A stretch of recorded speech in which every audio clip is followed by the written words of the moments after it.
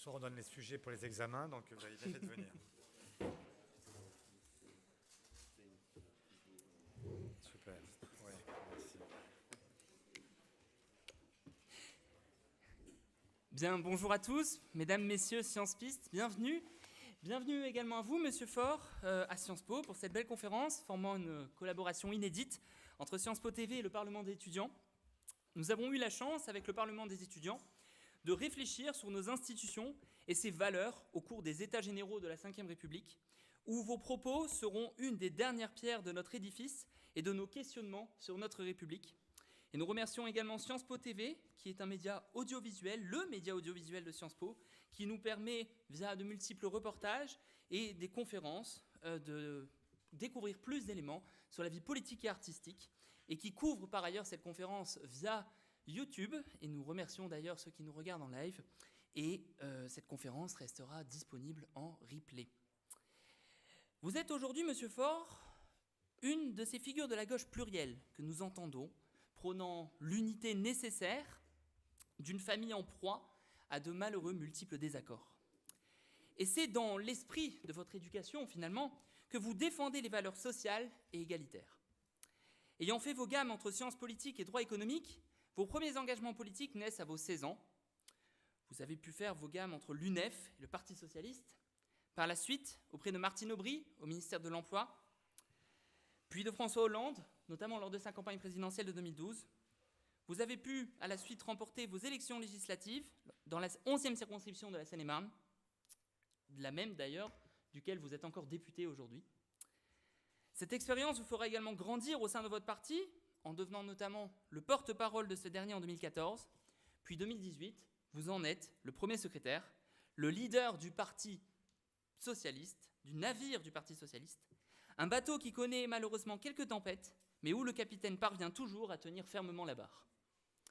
Ce bateau est également celui de l'égalité et celui défendant un capital républicain, titre de votre récent ouvrage, dénonçant une société de plus en plus inégale, imprégnée d'une injustice permanente, en raison de l'origine sociale perpétuant certaines traditions élitistes et de l'absence d'égalité des chances. Ainsi, Monsieur Faure, nous aurons l'occasion ce soir de réfléchir à nouveau sur la vigueur de nos institutions pour faire perdurer l'égalité, mais également, comme vous l'évoquez dans votre livre, de faire ressurgir une belle promesse républicaine.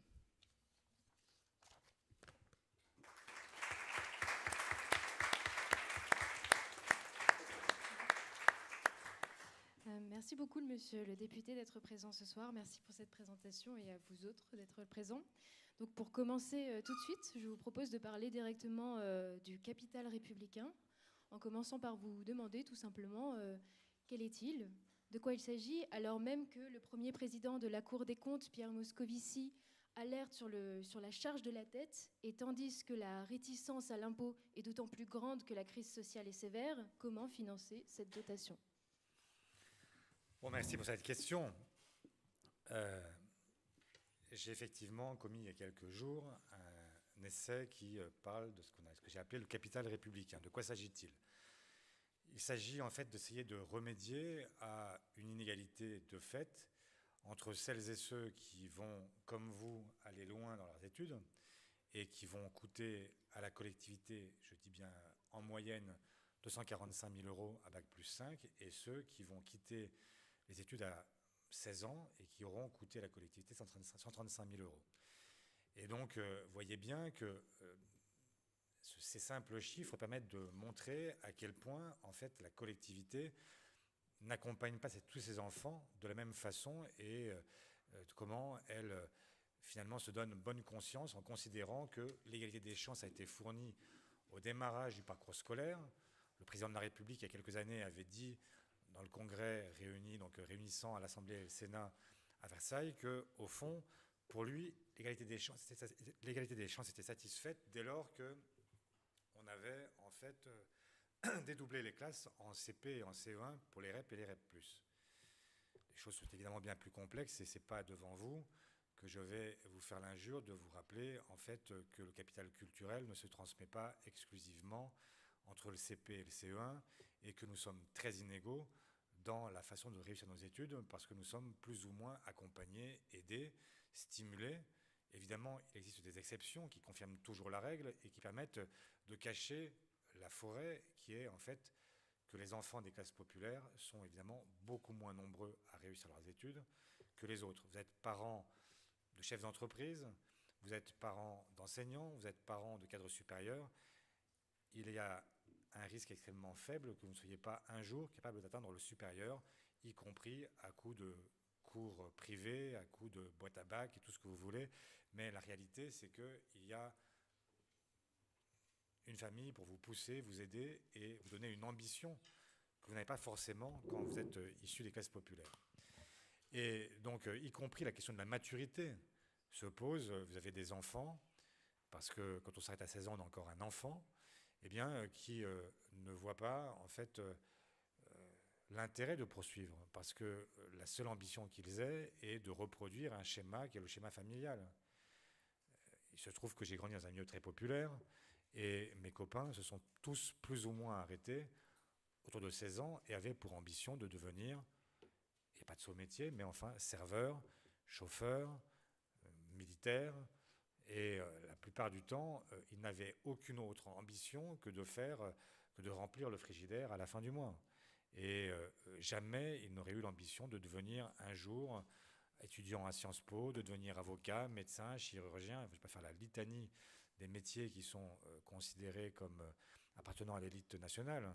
Mais la vérité, c'est que l'ambition, déjà, à 16 ans, elle est très différente d'un milieu à l'autre. Et donc moi, ce que je veux corriger, il ne s'agit pas de dire que le capital républicain va répondre à toutes les questions.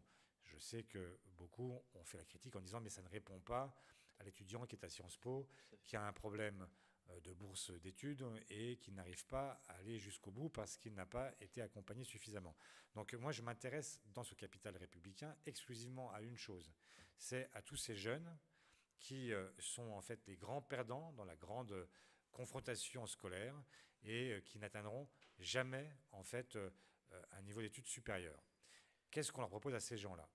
Et donc le capital républicain, en un mot, et après je vous laisse la parole, c'est un capital universel attribué symboliquement à la naissance qui est consommé au fur et à mesure que les études sont réalisées. En gros, on a depuis longtemps un débat autour du capital républicain, enfin en tout cas d'une dotation universelle, autour d'un revenu universel. Il y a toute cette idée d'universalité qui est sans cesse en but à l'idée qu'on ne peut pas donner de la même façon aux uns et aux autres, parce que ça viendrait contre l'intuition qu'on peut avoir, c'est que en fait, Madame Bettencourt et ses enfants, sa fille, n'a pas besoin de dotation à la majorité. Donc là, l'idée est la suivante, c'est que c'est universel à la naissance, mais c'est consommé au fur et à mesure que les études sont prises. Ça veut dire quoi? Ça veut dire qu'un étudiant qui arrive à Sciences Po, qui réussit ses études supérieures, eh bien, ce capital est intégralement consommé. En revanche, pour celui qui arrête à 16 ans, il a 60 000 € encore à dépenser. Alors non pas pour partir aux Seychelles quand il a décidé de partir aux Seychelles, ou pour s'acheter une voiture de course. C'est un capital qui sert à quelque moment que ce soit dans sa vie à se reconvertir, donc à déposer un projet qui est un projet soit de formation, soit de création d'entreprise, soit de participation au capital d'une entreprise ou participation à l'achat de l'outil de travail. Pour faire court et simple, vous êtes à 16 ans apprenti boulanger, vous êtes boulanger jusqu'à 35 ans. À 35 ans, vous vous dites, moi j'adorerais devenir vidéaste parce que je suis un peu geek et j'en ai ras-le-bol de faire le pain et de me lever à des heures impossibles, mais vous ne pouvez pas vous reconvertir parce que vous avez 2 enfants, un loyer à payer. Et bien là, le capital républicain permettrait par exemple de dire que pendant cette période de formation, vous continuez, vous êtes maintenu dans votre salaire de boulanger, qu'on vous paye la formation, et si d'aventure il reste encore de l'argent, et que vous voulez racheter le fonds de commerce d'un boulanger en Ardèche, parce que le boulanger s'arrête et que le village attend impatiemment... non, c'est le mauvais... Pardon, je suis en train de m'égarer là, puisqu'il n'est plus boulanger. Donc vous n'avez pas suivi. Donc, puisqu'il n'est plus boulanger, mais qu'il veut devenir vidéaste, eh bien, s'il reste encore de l'argent, eh bien, par exemple, il pourra acheter avec ce qu'il reste d'argent un fonds de commerce, s'il y a un fonds de commerce à acheter, créer un capital d'entreprise, ou bien acheter l'outil de travail, parce que, évidemment, quand on devient vidéaste, il faut acheter une caméra, acheter des micros et tout ce qu'il faut et tout ce qui s'ensuit. Mais évidemment, c'est un projet qui ne peut pas être, enfin, qui doit être validé là par Pôle emploi ou ce qui en fera office au moment où on mettra en place le capital républicain, et avec des fonds qui sont conservés par la Caisse des dépôts et consignations. Voilà. Oui, merci beaucoup. Alors, je pense qu'on est tous d'accord ici, peut-être, pour dire que cette différenciation dans le temps est effectivement très intéressante. Alors moi, la question que je me pose aussi d'emblée lorsque j'entends ça, c'est pourquoi ne pas prendre le problème en amont? C'est-à-dire qu'on a l'impression qu'avec cette dotation, on éloigne aussi peut-être les jeunes qui potentiellement ne voient plus effectivement, comme vous le disiez, l'intérêt dans l'école. Pourquoi ne pas mieux les orienter, mieux favoriser leur intégration dans l'école, les aider à trouver leur voie plutôt que peut-être de favoriser et d'entériner une partition que l'on voit déjà dans la société entre une couche qui est plus favorisée, apte à faire des études, et une couche qui est plus lésée, entre guillemets. Vous avez raison et tort à la fois. C'est-à-dire que, évidemment, ça n'épuise pas le débat sur l'éducation. Et le devoir de tout enseignant, c'est de chercher à faire en sorte que n'importe quel enfant aille le plus loin et le plus haut possible, au maximum de ses capacités. Mais est-ce que, sincèrement, ça fait ce discours-là, on le tient depuis toujours?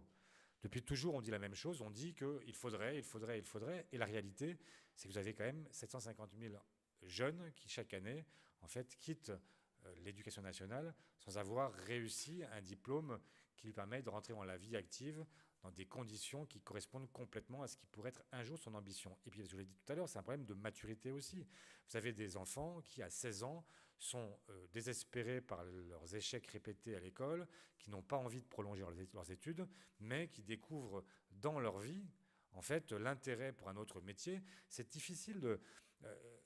pour vous qui êtes ici, ça veut dire que vous avez certainement une idée de ce que vous voulez faire plus tard. En tout cas, une orientation assez générale qui vous permet de dire, voilà, le secteur dans lequel j'ai envie de travailler et voilà au moins les études que j'ai envie de réaliser. Mais vous avez beaucoup de jeunes aussi qui n'ont aucun intérêt pour les études. Parce qu'au moment où ils ont démarré souvent avec beaucoup d'échecs. Alors vous pouvez me dire, mais il faut éviter l'échec. D'accord, mais enfin, je veux bien tout ce qu'on veut. Simplement, la réalité, c'est que ces enfants-là, ils existent. Et qu'à force de dire, il faudrait que, on finit par les négliger complètement. Et vous avez des générations entières de jeunes qui sont désespérés. Si j'osais le parallèle avec ce qui s'est passé au mois de juillet, avec tous ces jeunes dont on sait qu'ils sortent pour l'essentiel de l'aide sociale à l'enfance, de familles monoparentales, etc. Qu'est-ce que ça veut dire? Qu'est-ce que ça raconte de notre histoire, de leur histoire et de la nôtre? Ça veut dire que vous avez des gens qui, par le milieu social auquel ils appartiennent, par l'absence de chance qu'on leur a donnée peut-être, sans doute, mais qui ne sont pas aujourd'hui, en fait, qui n'ont pas pu suivre des études longues, qui sont désespérés et qui ne se sentent pas un droit à l'avenir, et donc qui finalement décrochent complètement et finissent par aller fournir les troupes d'émeutiers ou les troupes du marché noir ou les troupes du marché parallèle de la drogue ou de la prostitution. Bref, comment est-ce qu'on fait pour accepter ce gaspillage humain qui est certainement le gaspillage le plus important et le plus édifiant qu'on puisse avoir à rencontrer? Donc, comment est-ce qu'on fait pour ces jeunes-là? Tant mieux si on arrive à faire en sorte que toute une classe d'âge désormais arrive à Bac+5. Sans doute faut-il le viser. Mais la réalité, c'est que j'observe que plus le temps passe et plus on dit qu'il faut plutôt réorienter vers les métiers techniques, vers les métiers manuels, vers des métiers parfois pénibles. Et donc, est-ce qu'on est prêt à dire que les gens qui ont, à 16 ans, épuisé leur chance, ils ont épuisé pour la vie entière? Moi, je crois que nous devons offrir au contraire une seconde chance et dire qu'il y a des gens qui peuvent se réorienter, parce que quand vous êtes sur un métier qui est un métier difficile, qui n'est pas qu'un métier usant, eh bien, le mieux, c'est quand même de proposer une réorientation en cours de route. Donc vous l'avez dit, juste un petit point technique, c'est une dotation universelle à la naissance qui sera indexée sur les études suivies tout au long de la vie de l'étudiant. Sur un aspect technique, comment ça va se mettre en place? C'est la Cour des comptes qui distribuera l'argent, si je puis dire. Comment ça va se passer d'un point de vue technique? D'un point de vue technique, on n'est pas encore complètement là. Pour l'instant, moi je mets en débat un sujet parce que je vois que depuis trop longtemps, on s'intéresse aux gagnants et pas du tout aux perdants. Quand on parle des jeunes, on parle des étudiants.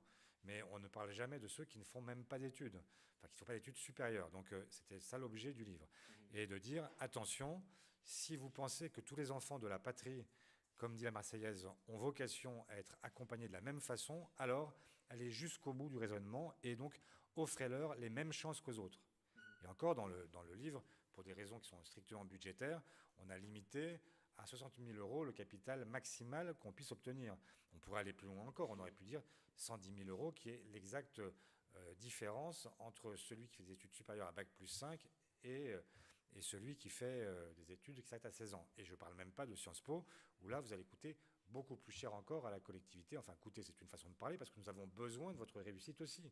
Et donc, ce n'est pas pour vous en faire le reproche. Il ne s'agit pas de dire, enfin, culpabiliser ceux qui réussissent, mais de dire, attention, il faut aussi accompagner les autres. Je n'ai pas répondu à votre question. C'était quoi la question? C'était sur, d'un point de vue technique, comment oui, est-ce que ça allait se technique. mettre en place avec donc, la Cour des comptes? C'est pas la Cour des comptes, c'est pas elle qui est en fait, c'est la Caisse des dépôts et consignations qui serait chargée de gérer en fait ce capital républicain, et les services de l'emploi en fait qui seraient chargés de valider ou d'invalider les projets qui lui seraient soumis. Je dis ça à ce stade, ça peut être Pôle emploi. En réalité, j'ai été le président d'une association qui s'appelle l'Association nationale des groupements de créateurs, qui est une association qui depuis des années accompagne des jeunes qui n'ont pas le baccalauréat pour les aider à accoucher d'un projet et à trouver une activité qui soit une activité qui permette de les faire vivre et même de créer une activité rémunératrice pour d'autres encore. Et ça pourrait être des associations qui auraient une délégation, ça pourrait être les missions locales, ça pourrait être toute une série de dispositifs qui permettraient d'accueillir des jeunes, de vérifier avec eux la validité de leur projet et les accompagner dans la réussite de ce deuxième projet de vie. Et donc là, il n'y a pas de, tout est imaginable encore. À ce stade, les décrets ne sont pas encore publiés. Il faut d'abord faire voter la loi. Mais bien sûr que c'est encore ouvert sur le dispositif technique. Et le financement, puisque vous me parlez de la Cour des comptes, même des libéraux devraient comprendre ça. Aujourd'hui, en fait, c'est quand même extraordinaire de voir qu'on a des gens qui nous parlent du mérite, de faire leur travail, de l'effort. Mais quel est l'effort au hasard de la fille Bettencourt, du fils Lagardère, etc. Quels efforts ils ont fournis pour être, dès la naissance, à la tête d'une fortune qui est une fortune colossale? Ils n'ont fourni aucun effort.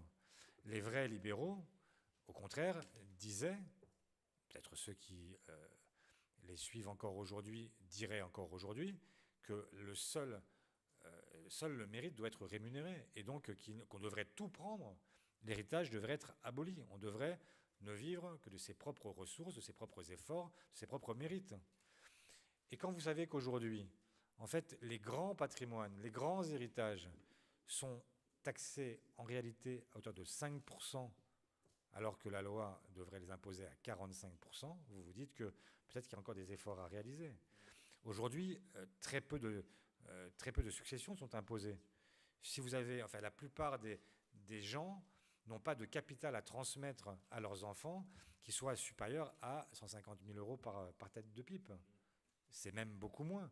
Donc la réalité, c'est que vous avez à chaque fois les grandes fortunes disent attention, on va toucher à l'héritage. Et donc là, tout le monde s'émeut en disant oh là là, mais moi, j'ai travaillé toute ma vie pour transmettre, j'ai acheté un pavillon et je veux que mes enfants en profitent. Oui, enfin, votre pavillon, vous l'avez acheté à 150 000 €, vous avez 5 enfants, faites le calcul, aucun d'entre eux ne sera jamais imposable. Vous parlez de l'héritage. On a fouillé un petit peu dans les archives de la gauche. Benoît Hamon proposait une taxe sur les robots. Au niveau des entreprises, est-ce qu'il n'y aurait pas quelque chose à faire? Qu'est-ce que vous avez à dire à ce niveau-là? Moi, je n'étais pas très partisan des taxes sur les robots parce qu'en réalité, la taxe sur les robots, elle est pénalisante par rapport à nos concurrents européens et mondiaux. Et que c'était.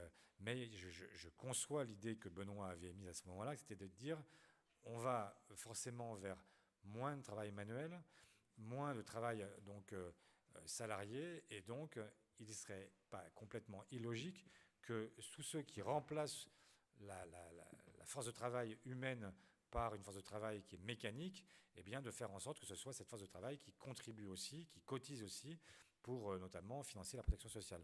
Donc l'idée n'est pas absurde, elle mérite d'être corrigée. En fait, je ne suis pas sûr que ce soit le meilleur moyen pour arriver à nos fins, mais l'intuition est juste. Peut-être pour conclure cette première séquence où vous nous parliez de ce grand concept, donc du capital républicain, une question peut-être pour pouvoir ramasser un peu tout ce que vous avez dit. Est-ce que finalement, on peut se passer d'école pour réussir ? Non, bien sûr que non. Mais même le capital républicain c'est pas spécial. Enfin, j'ai parlé d'entreprises qu'on crée à 35, 40 ans, etc. Mais ça peut très bien être une nouvelle formation.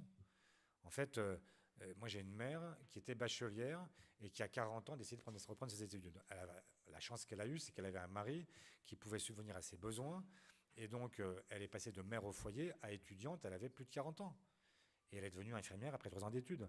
Bon, bah, très bien. Mais moi, ce que je veux, c'est offrir cette possibilité-là à toutes celles et ceux qui n'ont pas eu la chance ou qui n'ont pas la chance dans leur vie professionnelle de trouver un parent, un oncle d'Amérique, quelqu'un qui soit capable de leur financer en fait une reconversion.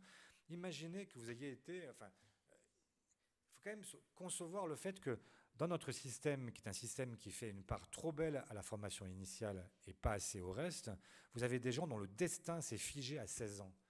Vous êtes éboueur à 16 ans. Très bien, il faut des éboueurs, et tant mieux, et il faut qu'il y ait quand même des gens qui, chaque jour, ramassent les ordures ménagères et s'occupent du tri des déchets. Mais est-ce que c'est concevable pour des gens qui seraient quand même de la gauche de dire que c'est pas normal qu'à 16 ans, jusqu'à 64 ans, on ait des gens qui ramassent des poubelles? Est-ce que c'est possible de dire que ces gens-là, à un moment dans leur vie, quand ils auront un projet professionnel qui sera un projet professionnel établi, ils pourront enfin changer d'orientation? Est-ce que ça ne correspond pas à ce que la gauche devrait porter? Moi, je prétends que si. Je ne veux pas assigner à destin des gens à 16 ans. Ça me paraît complètement fou. D'ailleurs, en fait, maintenant que j'ai de nombreux cheveux blancs, en fait, je me dis quand même que si moi, on m'avait assigné à 16 ans à ce que j'aurais pu... je n'ai pas toujours été un... j'ai grandi comme une mauvaise herbe, et donc, en fait, je n'ai pas été un élève toujours... J'ai été plus souvent dans les bistrots qui étaient autour de mon lycée qu'au lycée. Il a fallu que la fac me rattrape pour qu'enfin je me mette à travailler et que ça m'intéresse. Mais ça aussi, c'était une question de maturité. Moi, ça ne m'intéressait pas le lycée, pas du tout. Et quand je suis arrivé à la fac, d'un seul coup, heureusement, là, j'ai trouvé un intérêt pour ce que je faisais, etc. Et donc, ça m'a stimulé suffisamment. Mais j'aurais pu m'arrêter avant. Quand j'étais en seconde, mes parents ont été convoqués. On leur a dit, écoutez, votre fils serait mieux à l'usine qu'à l'école. Bon, je me suis fait sérieusement engueuler. Mais en fait, j'aurais pu m'arrêter là. Et je me dis, en fait, qu'à 16 ans, j'aurais pu devenir, je ne sais pas quoi, pas de ce métier encore une fois, mais peut-être que j'aurais été artisan, je ne sais pas ce que j'aurais fait, et j'aurais été très très loin de ce que je pouvais apporter à la société. Et donc, il y a une forme de gaspillage permanent. Et puis surtout, il y a des gens... est-ce que vous croyez sincèrement que les... Bon, je sais bien qu'on a pour tradition de dire que tous les gens aiment leur boulot, que même les métiers pénibles, il y a une fierté professionnelle, etc. Sans doute, mais c'est ce qui reste à des gens qui n'ont pas de choix. Est-ce que vraiment, si vous demandiez à quelqu'un qui a une femme de ménage, si elle est heureuse de venir nettoyer la cuvette des WC à Sciences Po, ou si elle est ravie de commencer pendant que tout le monde dort et de venir faire les poubelles le matin, ou bien de revenir le soir pour venir traiter tous les déchets qu'on a pu laisser en la journée, si on lui proposait un autre destin, je pense qu'elle dirait « J'adore mon métier, hein, franchement, c'est super, je suis même pas au SMIC équivalent temps plein parce que de toute façon, j'arrive pas à faire 35 heures par semaine, mais j'adore venir le soir, j'adore venir le matin très tôt, j'adore ne jamais voir mes enfants, j'adore être crevé toute la journée, j'adore ce que je fais, vraiment je suis ravi. » Et en fait... je veux faire ça jusqu'à la fin parce que en fait, mon dos ne souffre pas, parce que je n'ai pas d'ennui à faire ce que je fais, etc. Voilà ce qu'on est en train de dire aux gens, à ces gens-là pour l'instant. Eh bien, moi, je prétends que, en fait, la gauche, elle doit leur dire autre chose. Elle doit leur dire, oui, peut-être que vous avez raté dans un premier temps, et c'est vrai que dans la compétition scolaire, vous n'avez pas forcément réussi, mais la société a un devoir vis-à-vis de vous, c'est de vous offrir une nouvelle chance, et au moins à mesure de ce que vous n'avez pas reçu dans votre formation initiale. Ça me paraît être la moindre des choses. Et malheureusement, je vois, y compris à gauche, des gens s'indigner en disant « Mais ça veut dire que vous en avez fini avec l'école. Vous considérez que ces gens-là doivent être tout de suite triés sur le côté de ça ?» Mais pas du tout. En fait, je souhaite que le plus grand nombre aille le plus loin possible. Mais ce n'est pas parce que le plus grand nombre ira le plus loin possible que vous n'aurez jamais des gens qui s'arrêteront en cours de route. Et c'est à ces gens-là qu'il faut penser. On ne peut pas uniquement leur dire « devenez milliardaire ». Je connais cette formule. Mais en fait, combien vont devenir milliardaires? Même parmi vous, combien seront milliardaires? Peut-être aucun. Peut-être plus qui seront députés que milliardaires. Et député, on n'est pas milliardaire. Donc ça, si c'était la vocation que vous vous destiniez, à laquelle vous destiniez, ne croyez pas que vous gagnerez suffisamment d'argent pour vos vieux jours. Mais, enfin si, pour vos vieux jours aussi, mais en tout cas, pas au point d'être milliardaire. Donc, qu'est-ce qu'on propose? Qu'est-ce qu'on dit à tous ces gens-là? Est-ce qu'on leur dit, c'est foutu, 16 ans, c'est fini? Ben moi, je dis 16 ans, la vie commence. Et donc, il faudra qu'on leur propose autre chose. Donc merci pour cette réponse par rapport au capital républicain. L'autre fait d'actualité, c'est le projet de loi immigration. Aujourd'hui, il passait en commission. On sait qu'il en ressort renforcé de la procédure au Sénat. Il y a 17 députés républicains qui disent que, eh bien, ils sont prêts à soutenir ce projet de loi s'il reste tel quel depuis qu'il est sorti du Sénat. Quelle est votre position à l'heure actuelle sur le projet de loi immigration tel qu'il est, avant qu'il n'arrive en séance publique à l'Assemblée nationale le 11 décembre prochain, pardon. Mais je suis horrifié. Je vous regarde et je vois dans cette salle, y compris à vos physiques, j'imagine vos histoires, et je me dis qu'il y a dans cette salle la richesse de notre pays. Vous avez des origines qui sont certainement sur tous les continents. Je suis moi-même eurasien. Je n'ai que pour moitié, en fait, légitimité à vous parler ce soir s'il fallait parler uniquement avec des gens qui sont gaulois depuis Vercingétorix, c'est-à-dire personne, en fait, ne l'est. Donc la France, elle s'est enrichie de couches migratoires successives et au cours du siècle passé, nous n'avons cessé de brasser des populations, des Polonais venus dans les mines jusqu'à ceux qui, après la décolonisation, ont rejoint notre pays. Et notre richesse, elle est là. La France n'est pas un pays blanc, catholique et conservateur. Ça, c'est ce que voudrait nous faire croire, en fait, la droite et l'extrême droite. Je ne connais pas cet âge d'or auquel on nous renvoie n'existe pas. La France est un pays qui est multiconfessionnel, c'est un pays qui est multiculturel, c'est un pays qui est aussi, en fait, un pays laïque et qui permet à des gens qui ont des cultures, des origines, des croyances différentes de vivre ensemble. Le génie français, il est là.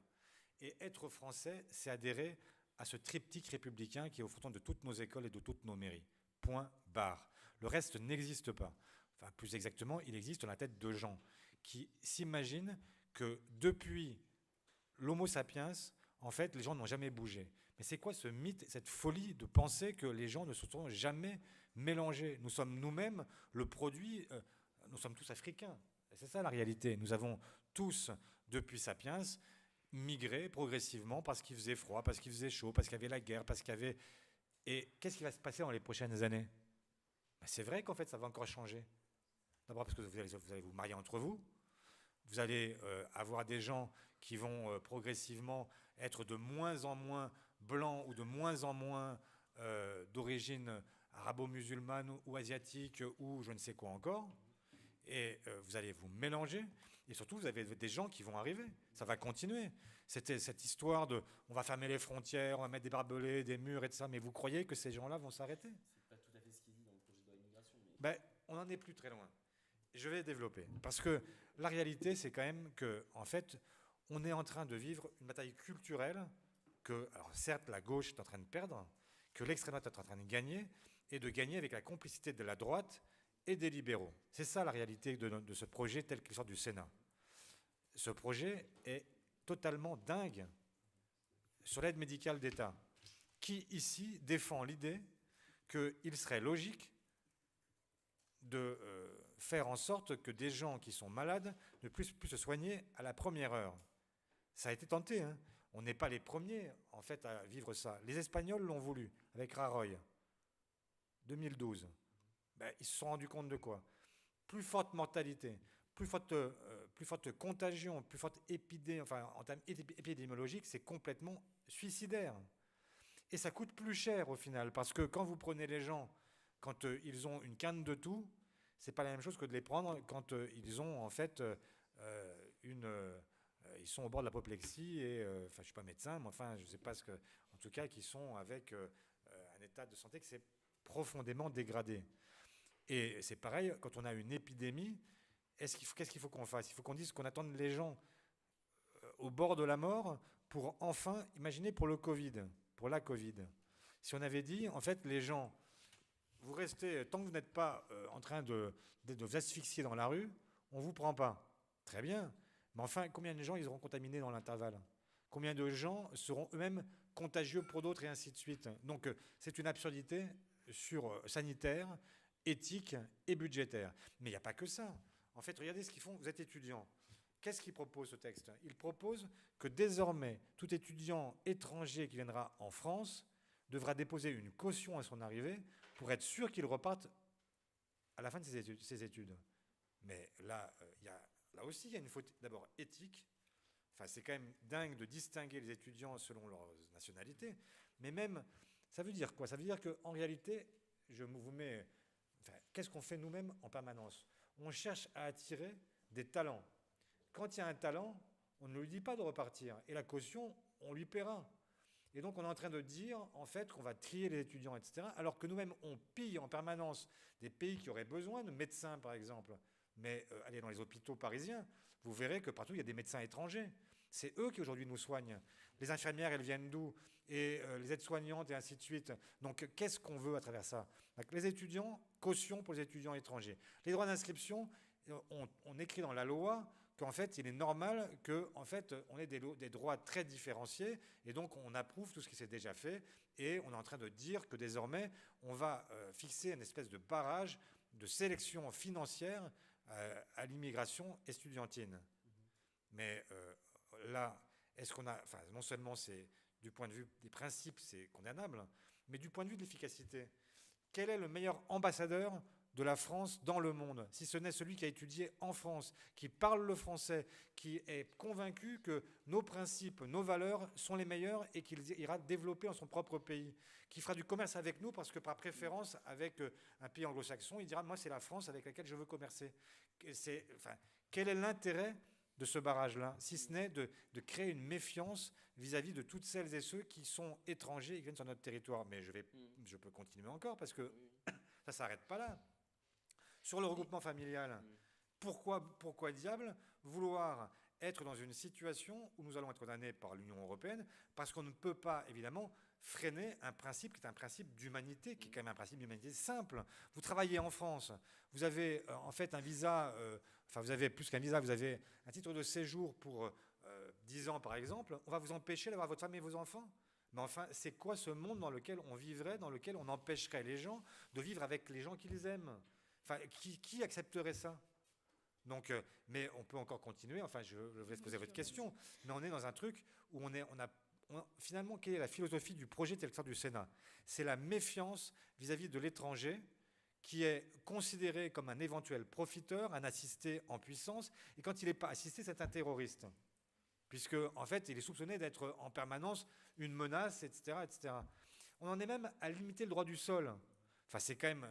Là, on ne parle même plus des étrangers. On parle de gens, d'enfants nés en France, qui donc, normalement, ne connaissent que ce pays. En fait, ce n'est pas parce que vous êtes rentré une fois au bled tous les 3 ans que vous êtes devenu algérien, ou marocain, ou tunisien. Et c'est parce que dans ces pays-là, vous avez la double nationalité, que vous êtes encore... Enfin, quand vous rentrez au bled, la réalité, c'est que les gens vous regardent comme un Français. Ils ne vous regardent pas comme un Marocain, un Tunisien, un Libyen, enfin, tout ce que vous voulez. En fait, donc, on est dans une situation où on dit à des jeunes... En fait, il faudrait que vous fassiez vos preuves à la majorité pour dire que vous êtes vraiment français. Mais comment vous voulez que ces gens-là ne deviennent... Enfin, je ne dis pas qu'ils vont tous devenir des frères Kouachi, mais il y a quand même un problème, c'est que vous êtes déjà en train de dire qu'il y a des Français qui le sont moins que d'autres. Et ce n'est pas possible, ça non plus. Dans cette dynamique-là, justement, d'égalité devant le droit et d'égalité des chances, est-ce que vous iriez jusqu'à proposer donc, ce capital républicain à des migrants? Justement, dans cette même logique d'intégration? Non, à des enfants qui sont nés en France, oui. Parce qu'ils ont vocation à être français à la majorité.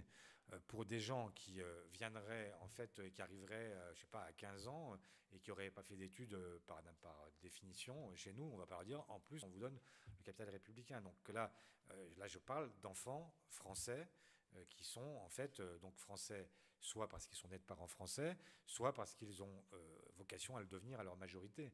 Mais pour les autres, évidemment, non. Purement politique et stratégique, on voit que la balance, en ce moment, elle est vers la droite et l'extrême droite. Quelle est votre stratégie? Vos collègues de la gauche appellent à gagner la bataille culturelle. vous avez déjà, la gauche, perdu la bataille des retraites. Comment est-ce que vous allez faire aujourd'hui? Parce qu'on voit que c'est un projet de loi qui, malheureusement, la balance, elle va du côté de la droite. Alors, moi, je ne dirais pas qu'on a perdu la bataille des retraites. En fait, nous avons perdu parce que la Ve République permet, en fait, via le 49.3, d'adopter un texte, y compris minoritaire au Parlement, minoritaire dans l'opinion, etc. Mais je considère que nous avons gagné, là, la bataille culturelle et la bataille d'opinion.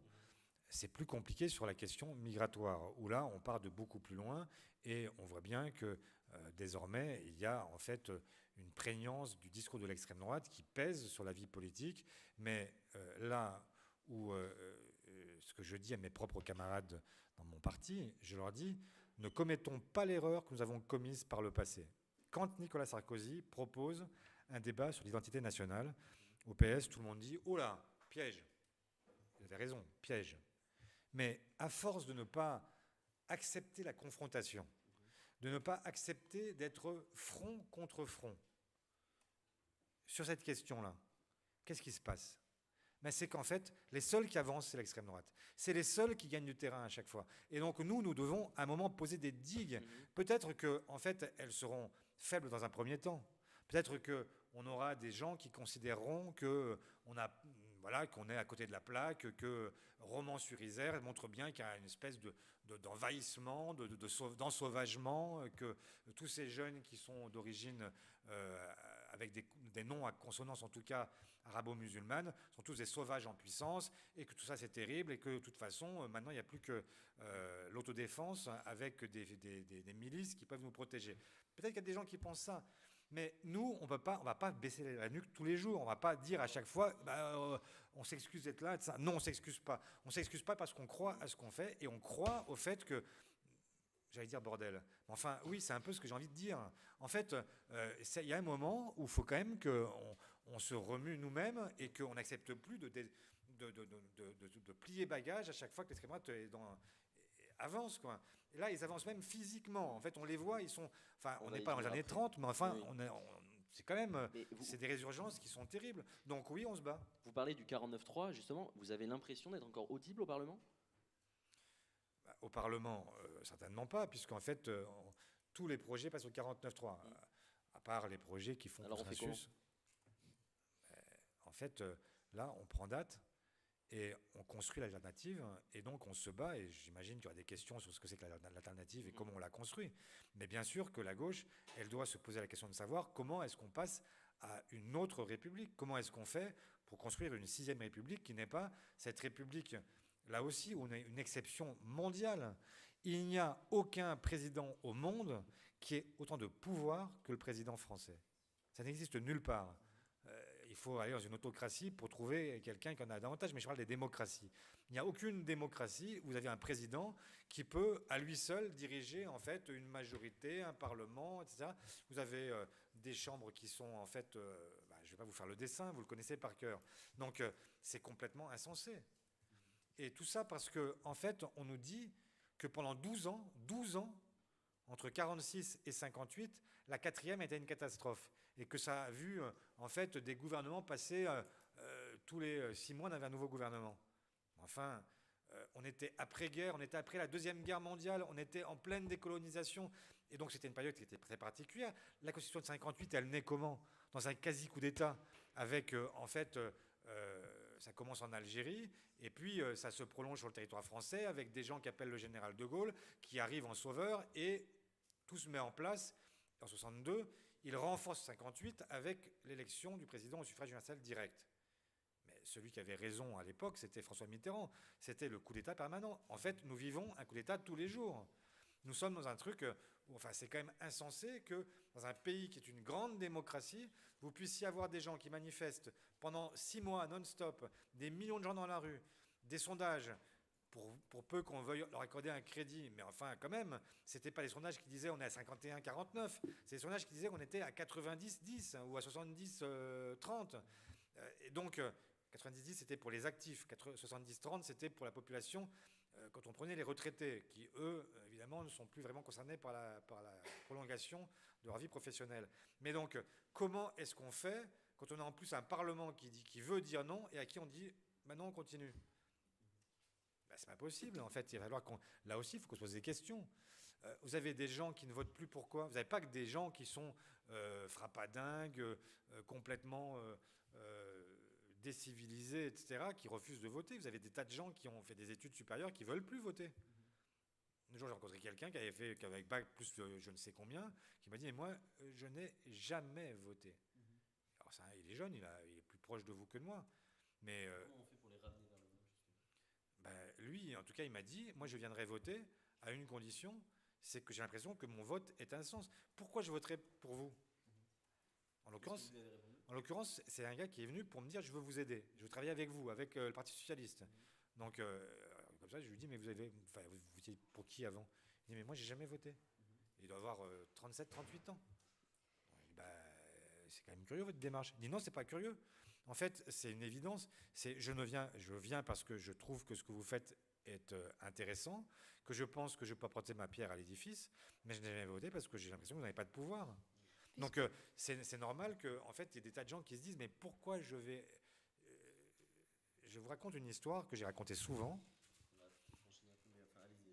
très rapide alors, mais sur les... moi, je suis dans une circonscription au-dessus de Melun.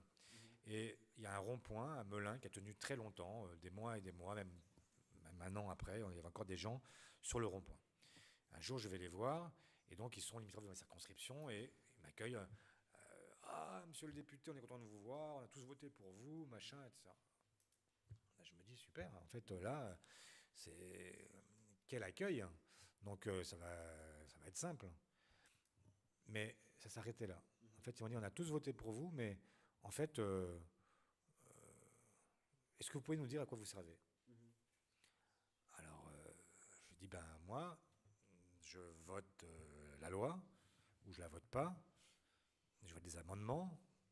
Alors, ils m'arrêtent tout de suite, ils ont compris comment ça marchait, etc. Donc, il y a eu un côté éducation populaire à ces mouvements Gilets jaunes, et ils disent, mais vos amendements, vous en avez combien qui sont adoptés par an?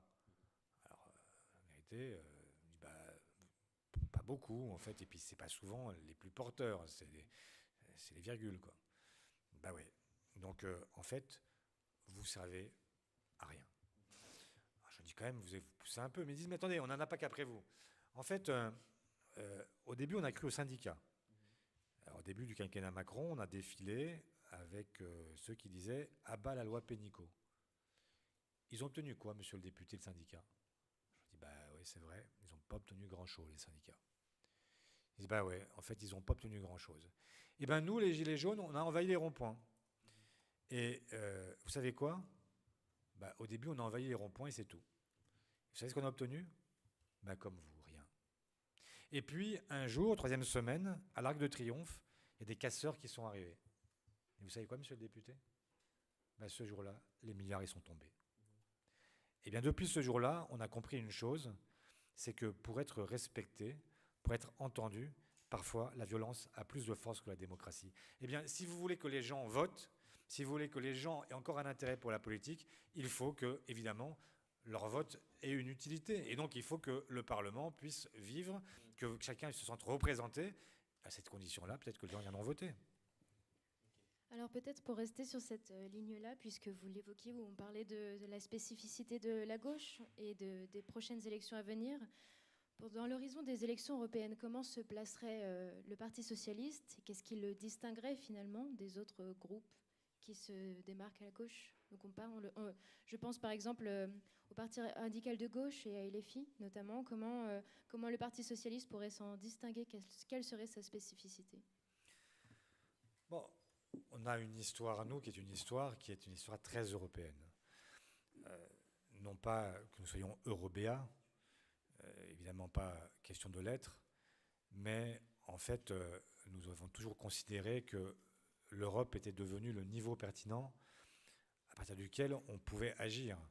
Aujourd'hui, pour protéger les Français, pour protéger les Européens, sur les questions sanitaires, sur les questions climatiques, sur les questions géopolitiques, sur les questions énergétiques, quel est en fait le niveau à partir duquel vous considérez que vous avez une crédibilité? Si c'est simplement la France, la vérité c'est que ce n'est pas vrai. Et donc nous devons en fait prendre comme, j'allais dire, un mal nécessaire, ce n'est pas tout à fait ce que je pense, mais en tout cas le niveau pertinent aujourd'hui pour répondre à quelques grandes questions, qui sont les questions de ce siècle, ne peuvent se prendre qu'à la condition de n'être ni freinés, ni interdits par l'Union européenne, et même mieux encore, d'être accompagnés, amplifiés par l'Union européenne. Ce qui suppose d'avoir en fait une majorité d'idées qui se forment au Parlement européen, que la première force dans les élections européennes, la seule force à gauche qui soit en mesure aujourd'hui de concurrencer la droite et l'extrême droite, c'est en fait le groupe social-démocrate qui comprend les travaillistes, les socialistes et les sociodémocrates selon les pays, selon les appellations contrôlées des différents pays européens. Mais donc la question, elle est plutôt à poser à tous les autres. C'est qu'est-ce qui les distingue de nous et qu'est-ce qui fait qu'ils aient envie d'aller dans des groupes minoritaires qui ne permettent pas aujourd'hui de construire une alternative à la droite et l'extrême droite. Voilà, ça c'est la réponse d'entrée, parce que je sens que vous avez envie de reprendre des questions. Mais... on avance un petit peu parce que le temps passe. Une autre question d'actualité, c'est, alors je reviens un peu en arrière, la marche contre l'antisémitisme, c'était il y a quelques semaines de cela. Est-ce qu'aujourd'hui la gauche est la plus à même de défendre les victimes d'antisémitisme et, je cite, de pouvoir promouvoir la paix sociale? Pourquoi je pose cette question? Moi j'étais présent à la marche contre l'antisémitisme, pas très loin de vous d'ailleurs, et j'entendais des cris de là qui disaient oui, hypocrite, vendu, etc., etc. Et dans le même temps, on a Marine Le Pen qui est au fond du cortège et qui défile. Il y a 10 ans, on n'y aurait jamais cru. Marine Le Pen, le Front National qui défile pour une marche contre l'antisémitisme. Est-ce qu'il n'y a pas un renversement de situation? Et moi, j'aimerais avoir votre avis personnel sur la situation. Qu'est-ce que vous pensez de tout ça? Comment le PS se situe au milieu de toute cette situation? Bon, d'abord, en fait, évidemment, le Rassemblement national a fait le choix d'utiliser l'antisémitisme ou le refus de l'antisémitisme pour légitimer son refus en fait de l'islam et amalgamant à tous les musulmans l'islam radical. C'est ça le calcul simple fait par Marine Le Pen. Considérant qu'en France, on ne peut pas être élu en étant antisémite, il vaut mieux dire qu'on n'est pas antisémite, mais par contre dire que les antisémites sont dans les quartiers, et à partir de là, avoir un outil supplémentaire après la laïcité, après tout ce qui a été inventé par l'extrême droite pour retourner la République contre elle-même, et donc cette fois-ci, c'est l'antisémitisme qui sert d'outil à l'extrême droite pour se légitimer et s'ancrer en fait dans la République. Sa présence n'était pas souhaitable, mais en même temps, en fait, quand vous avez des gens qui défilent contre l'antisémitisme, vous pouvez pas, c'est difficile de faire le tri aussi. Donc on a décidé de défiler sous nos propres couleurs, nos propres mots d'ordre. Et d'ailleurs, nous défilions à la fois contre l'antisémitisme et contre le racisme, que nous ne distinguons pas. Et donc, nous avons en fait, nous avons cherché à adresser un message qui était un message le plus clair possible. Et j'avais d'ailleurs appelé moi-même à cette manifestation avant que Braun-Pivet et Larcher n'y appellent. Parce que je l'avais déjà fait en 2019.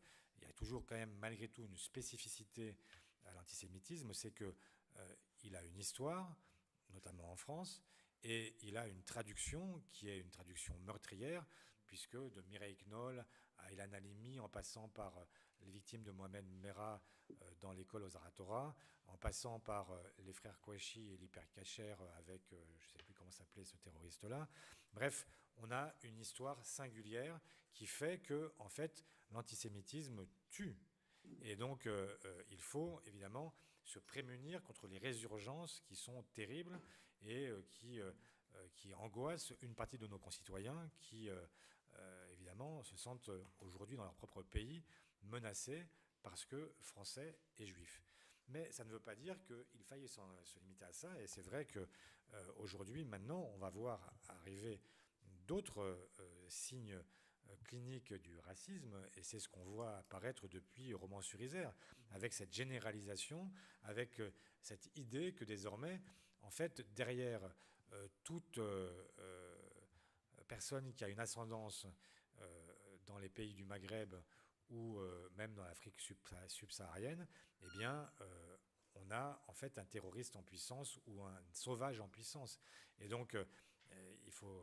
alors évidemment, on marche toutes les semaines, ça finit par être un peu lassant, mais moi j'ai marché après le 7 octobre par solidarité avec le peuple israélien qui était victime d'un pogrom tel qu'il n'en avait pas connu depuis la Shoah. Mais dès les semaines suivantes, j'ai manifesté aussi pour demander en fait un cessez-le-feu immédiat et permettre aussi aux enfants de Gaza de pouvoir respirer et de vivre, parce que je ne vois pas au nom de quoi on accepterait l'idée que la riposte du gouvernement israélien puisse avoir les mêmes effets que le crime qu'ils combattent, c'est-à-dire tuer des civils innocents qui sont déjà victimes en fait du Hamas dans la bande de Gaza et à qui on fait subir la double peine. Ils sont déjà sous la férule du Hamas toute l'année et en plus on leur dit parce que le Hamas a commis des crimes, on va en fait vous bombarder. Il y a quelque chose qui relève de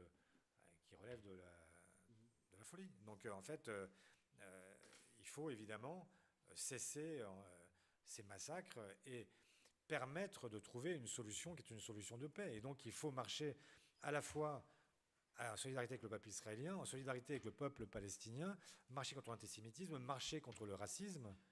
Il y aura une marche d'ailleurs ce week-end contre le racisme à laquelle j'irai aussi, parce que en fait, nous avons besoin de continuer à faire vivre au plan international une capacité à parler et à dialoguer avec les deux parties au conflit, israélien et palestinien. Et la vocation de la France, ça n'est pas de prendre fait et cause pour les uns ou pour les autres, c'est de dire il existe un chemin pour la paix. Nous sommes, pour plagier Dominique de Villepin devant l'ONU, un vieux pays. Ce vieux pays et de ce vieux continent, eh bien, c'est un pays qui, à 3 reprises en moins d'un siècle, s'est battu avec son voisin allemand. Nous avons été à l'origine de 2 guerres mondiales, pardon du peu, 2 guerres mondiales déclenchées avec un conflit qui partait d'un conflit franco-allemand. Nous avons construit l'Europe. C'est certainement la création la plus originale dans l'histoire de l'humanité, les peuples ennemis de la veille qui se mettent à dire qu'ils vont construire ensemble et qui, depuis 75 ans, travaillent tous les jours ensemble à une économie et à un espace qui soit le plus prospère possible.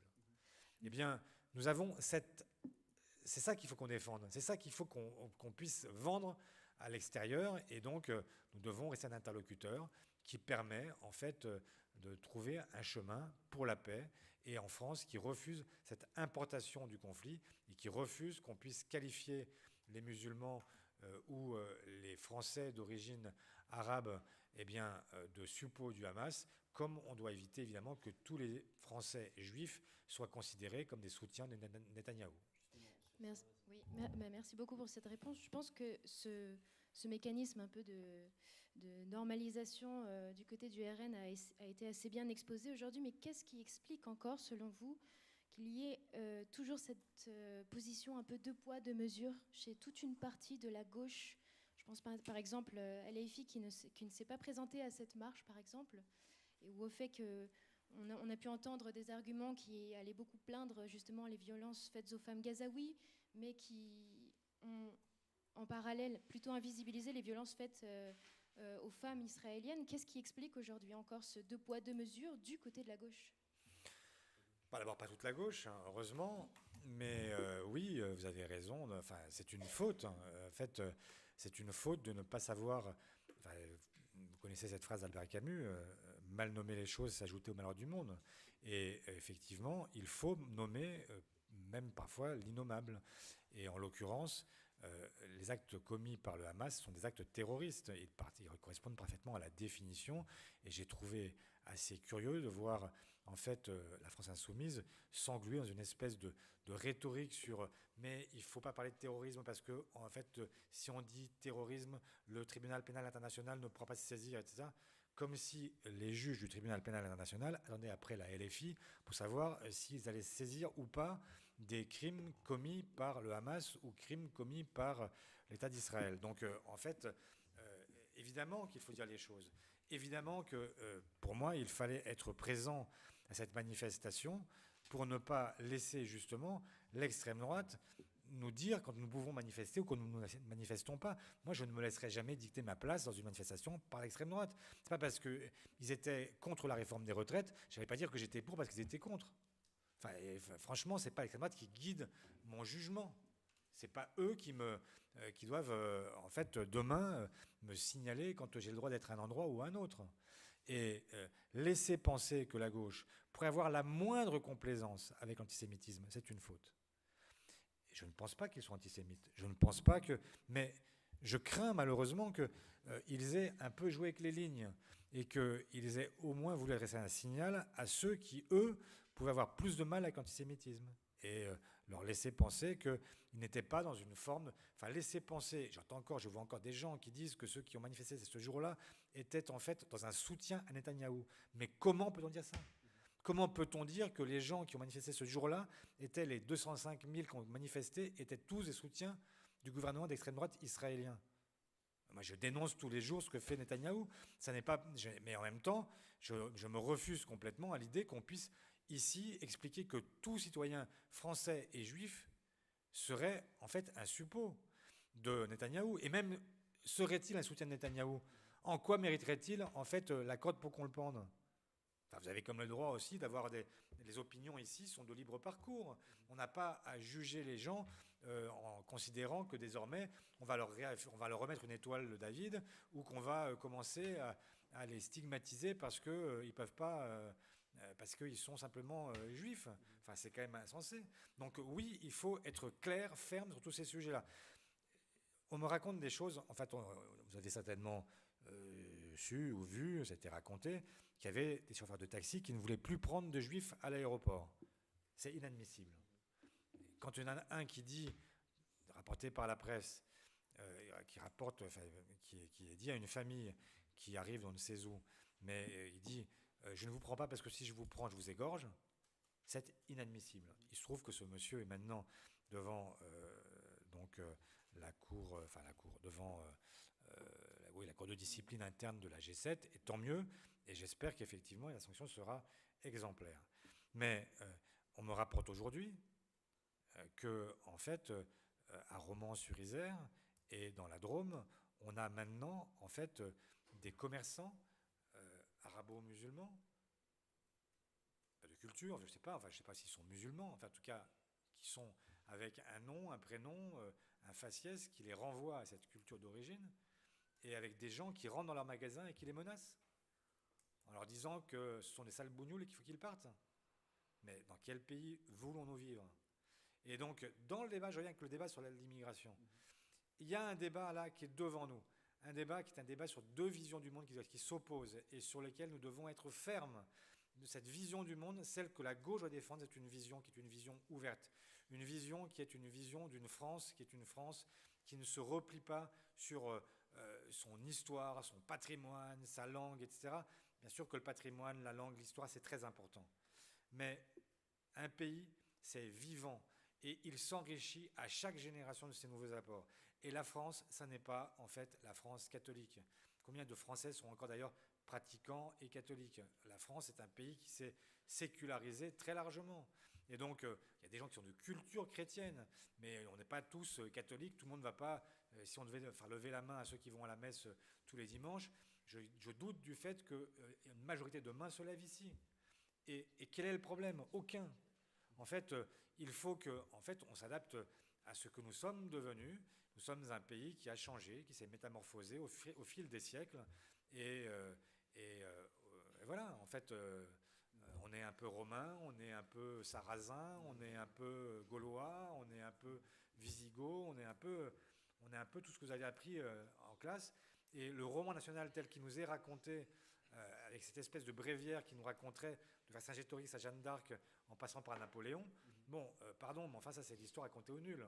En fait, c'est l'histoire qu'on apprend à l'école parce que c'est celle qui simplifie les choses. Et je comprends que c'est le socle minimal. Mais enfin, c'est un roman. C'est pas notre histoire. Notre histoire, c'est que si vous allez à Marseille, c'est un port qui a accueilli depuis des siècles et des siècles des gens différents qui sont venus y vivre, qui s'y sont installés et qui sont en fait, qui sont pas uniquement des gens blancs depuis 80 générations. C'est pas vrai ? Merci beaucoup pour tout ça. Peut-être pour conclure cette partie d'échange, avant de passer tout de suite à l'échange avec le public, en un mot pour vous, promouvoir la paix sociale pour le Parti socialiste demain, c'est quoi ? En un mot, c'est la justice. En fait, moi, je me bats pour un monde plus juste. C'est la vocation de la gauche et la vocation des socialistes depuis Jaurès, c'est la justice. Ça se résume à ça. Bien sûr qu'on y ajoute d'autres critères. En fait, il faut que ce soit la justice sociale, maintenant la justice climatique aussi. Mais moi, je n'y vois même pas de différence parce qu'en réalité, ce sont les mêmes victimes et les mêmes prédateurs. Quand vous parlez de justice sociale ou de justice écologique, qui vous avez face à vous? Les prédateurs, ce sont toujours ceux qui pensent que le profit vaut plus que nos vies, pour reprendre une formule du NPA. Et si vous prenez les victimes, ce sont les pays pauvres, les régions pauvres, les gens qui sont dans les logements les plus exposés à la pollution, autour d'un périphérique par exemple, ce sont les gens qui sont exposés à la malbouffe. En fait, la réalité, c'est que le combat social et le combat écologique aujourd'hui se mêlent complètement, et ce que nous devons porter, c'est une idée simple, c'est la justice. Très bien, merci pour toutes ces réponses, Monsieur Faure. On va peut-être passer aux questions du public. Je ne sais pas s'il y en a qui ont des questions. Une main se lève. Merci. Bonsoir, merci de me donner la parole et merci Olivier Faure pour votre présence. Moi, j'avais une question sur votre idée de capital républicain en tant que militante politique pour la France Insoumise, mais aussi pour la NUPES. Je voulais vous interroger sur votre choix d'abandonner du coup cette proposition commune qu'on avait, qui est présente dans le programme partagé de la NUPES, que vous avez signé et soutenu lors des dernières élections législatives, au profit du coup de votre nouvelle proposition, qui me semble largement moins ambitieuse, voire qui risque d'avoir des effets en fait contraires à ce qu'elle espère porter. Donc notre proposition commune, vous le savez, c'était du coup l'allocation d'autonomie pour tous les jeunes au-dessus du seuil de pauvreté, et donc pour permettre à tous les jeunes justement de pouvoir faire des études en leur donnant les moyens, de subvenir à leurs besoins. Et je pense qu'on est nombreux dans la jeunesse à toujours vouloir en fait cette mesure et qu'elle soit mise en place, et de vouloir ce changement de logique qui nous permettrait à tous d'étudier.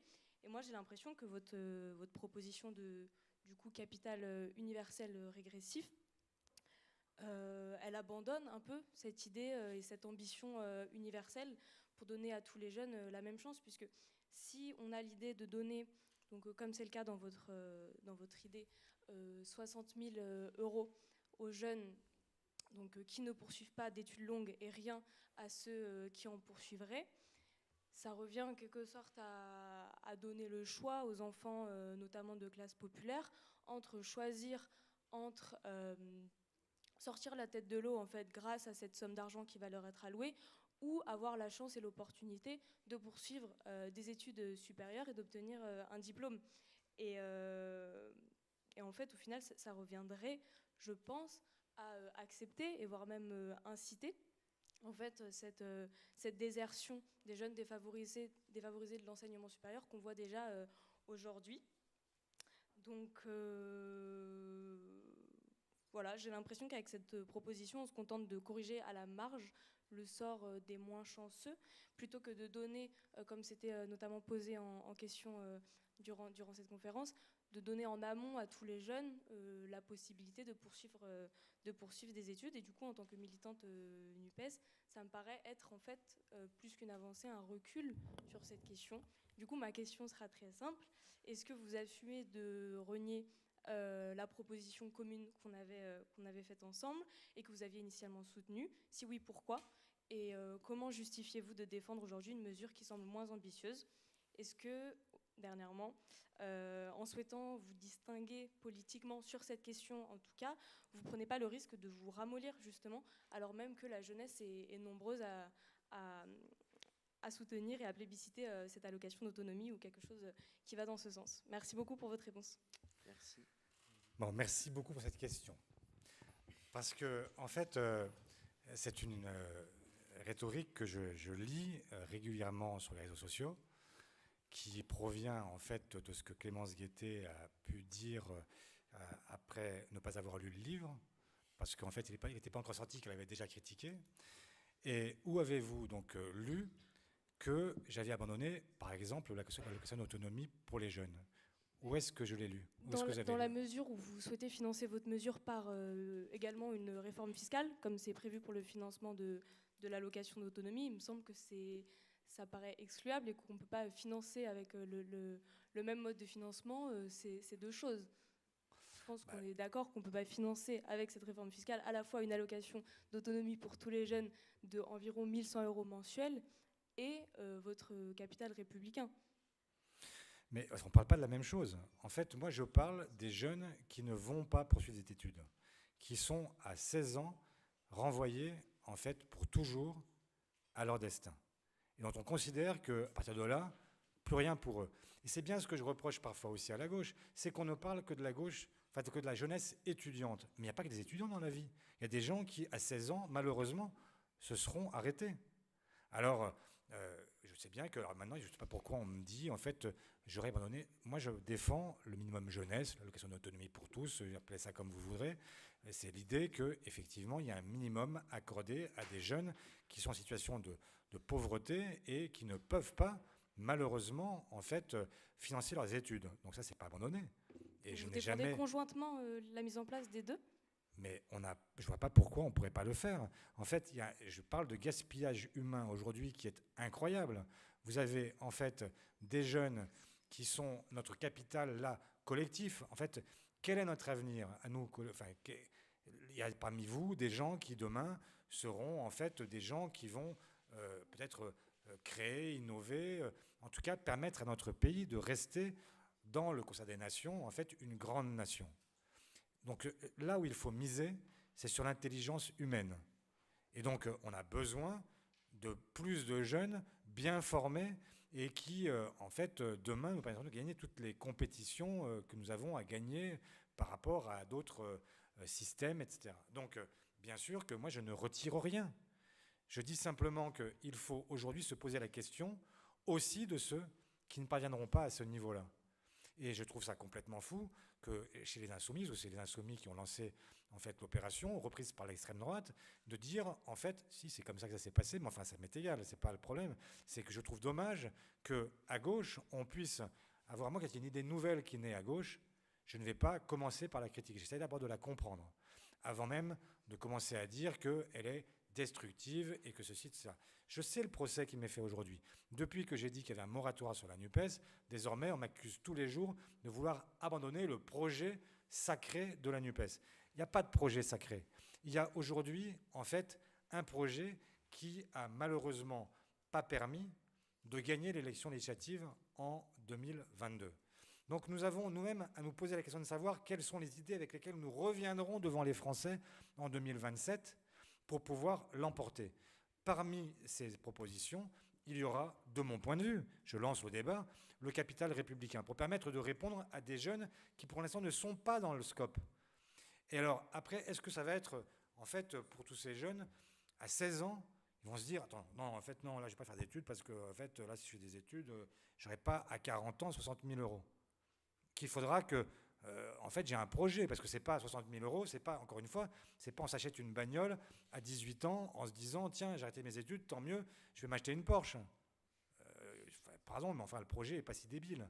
Le projet, c'est de dire, en fait, quand dans votre vie professionnelle, vous avez envie de vous reconvertir ou d'aller d'être votre propre patron, ou par exemple, vous avez 5 ouvriers dans une PME qui est en difficulté et qui veulent racheter l'entreprise à leur patron parce que le patron a décidé de prendre sa retraite, eh bien, le capital républicain peut être mobilisé pour acheter le capital de l'entreprise. Ben, ça, c'est pas du tout, en fait, une affaire complètement négligeable. Eh bien, moi, je prétends que, en fait, ce serait complètement dingue que de ne pas offrir cette possibilité. Mais comment à 16 ans, en fait, il y a un jeune qui se dit, en fait, quand j'aurai 40 ans, enfin déjà, même vous qui n'avez plus 16 ans, pour vous projeter en vous disant, quand j'aurai 40 ans, qu'est-ce que je ferai? Je ne suis pas sûr que vous ayez tous à vous dire ce que vous ferez à ce moment-là. Parce que d'abord, dans 10 ans, il y aura 50% des métiers que vous exercerez qui n'existent pas encore aujourd'hui. Donc, de toute façon, vous ne pouvez pas complètement prévoir. Et donc, on est dans une situation où vous avez des gens qui vont avoir besoin de se reconvertir. Et c'est quand même pas faire injure au système éducatif actuel que de dire que, malheureusement, il met de côté au fur et à mesure des gens. Et donc, veillons à ce que personne ne soit mis de côté et faisons en sorte que tout le monde puisse effectivement trouver une deuxième chance quand il n'a pas eu la première. Et comment on justifie que le capital... Enfin, franchement, en fait, il y a 110 000 euros, et c'est une moyenne, il y a 110 000 euros d'écart entre celui qui s'arrêtait à 16 ans et celui qui s'arrêtait à Bac+5. Comment on justifie que, alors que nous sommes censés être tous égaux, avoir les mêmes accompagnements que l'État républicain et le même regard porté sur chacun de ses enfants, mais il n'a pas le même regard. En fait, il accompagne les uns et pas les autres. Aujourd'hui, on aboutit à ce paradoxe que vous avez... Tout le monde paye l'impôt, contrairement à ce qui est dit. Tout le monde paye la TICPE,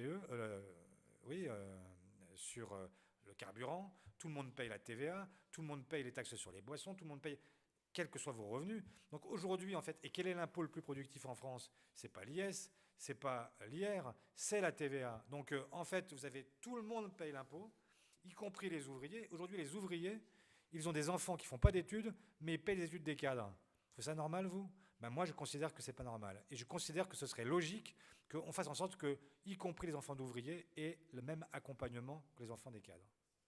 Une autre question au fond de la salle. Bonjour. J'avais une question à vous poser au sujet du conflit israélo-palestinien. Est-ce que vous pensez plutôt que le Hamas s'est attaqué à un État juif ou à un État colonisateur? Si c'est attaqué à un État colonisateur, est-ce que dans ce cas-là, on peut quand même parler d'antisémitisme? Et si c'est attaqué à un État juif, alors comment vous auriez qualifié les attaques du FLN pendant la guerre d'indépendance algérienne? Merci. Bon, d'abord, bien sûr que, en fait, l'État d'Israël est aujourd'hui un État colonisateur. Mais il est aussi un État menacé dans son existence par une organisation, le Hamas, qui ne veut pas simplement, en fait, avoir l'autonomie sur la bande de Gaza et en Cisjordanie, qui ne veut pas un État palestinien à côté d'un État israélien. C'est une organisation qui ne reconnaît pas l'existence d'Israël, qui considère que, en fait, les Juifs sont des porcs, que c'est écrit dans leur propre charte. Donc, en fait, il ne s'agit pas de considérer qu'on a là une armée de libération. C'est ça que moi je conteste.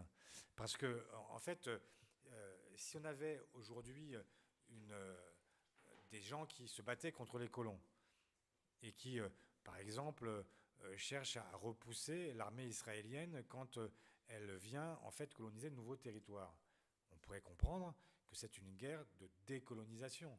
Quand on s'attaque à vraiment à des jeunes qui font un concert pour la paix, qui s'attaquent à des kibbutz, où vous avez là, en fait, des gens qui sont principalement les gens qui manifestent contre Netanyahou depuis des semaines et des semaines, qui sont en fait l'opposition renaissante à l'extrême droite israélienne, et que c'est eux que vous visez par priorité, parce que vous tirez dans le tas simplement parce qu'ils sont juifs, là, effectivement, vous êtes dans un acte qui est purement antisémite.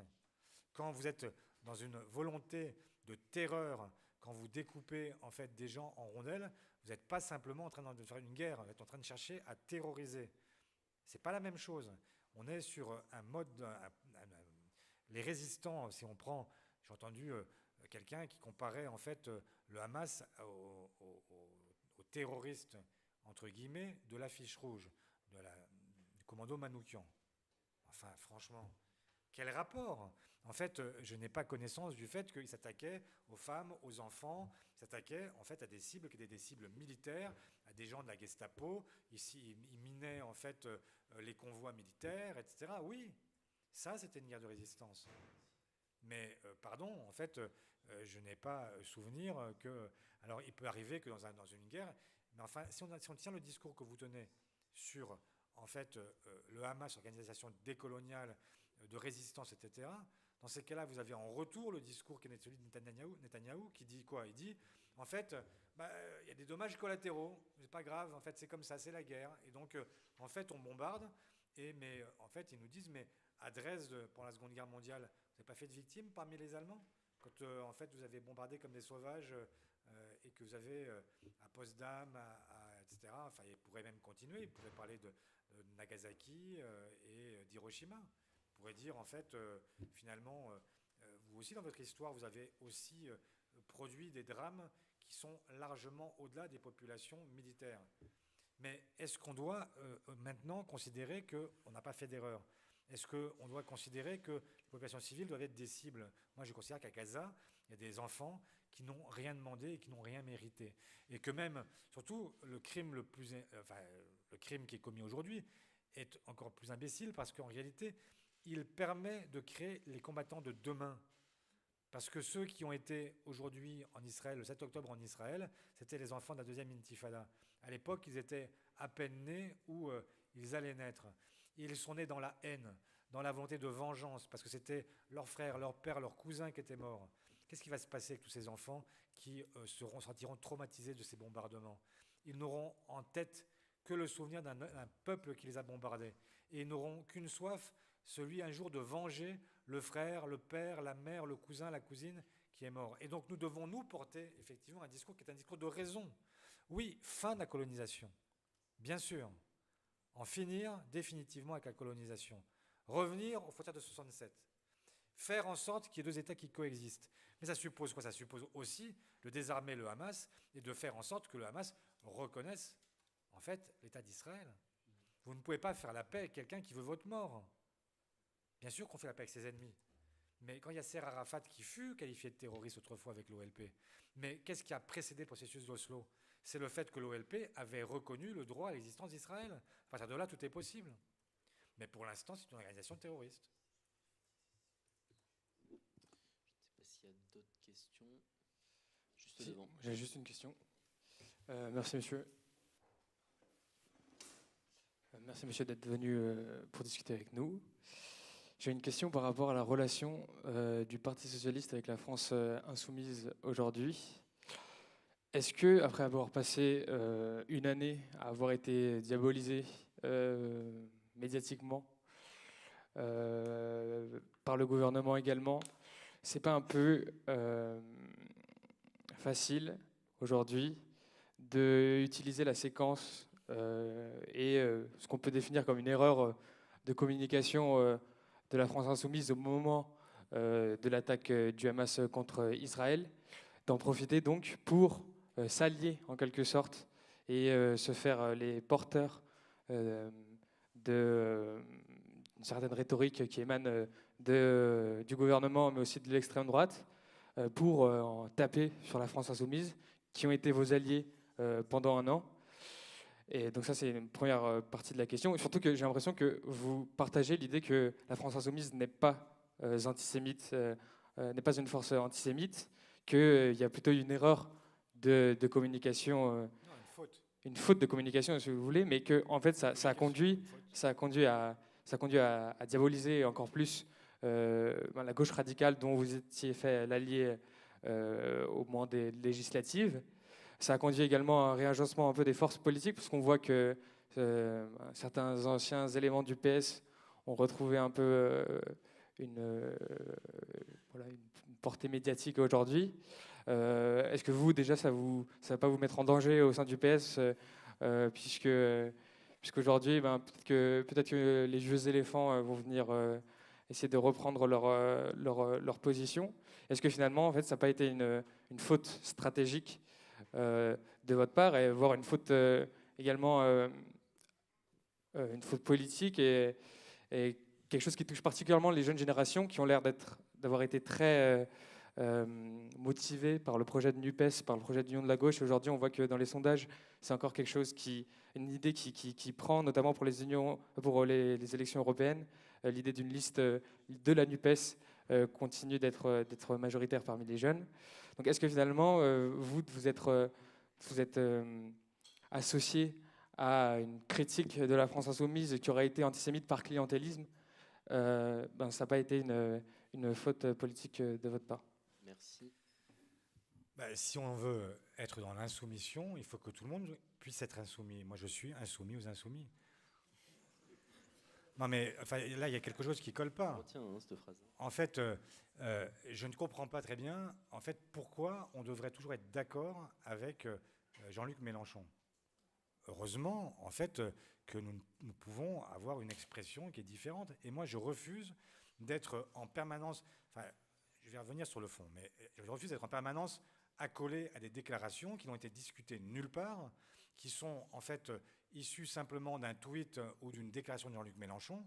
Et ce n'est pas une faute de communication, c'est une faute qui s'est renouvelée sans cesse, puisque c'est le communiqué de base du 7 octobre, puis ensuite la déclaration de Mathilde Panot qui ne veut pas reconnaître le Hamas comme organisation terroriste, puis ensuite le long déroulé de Jean-Luc Mélenchon pour expliquer que c'est un crime de guerre et pas un crime terroriste, puis ensuite Daniel Obono soumise à la question sur Sud Radio qui finit par dire que c'est une organisation de résistance.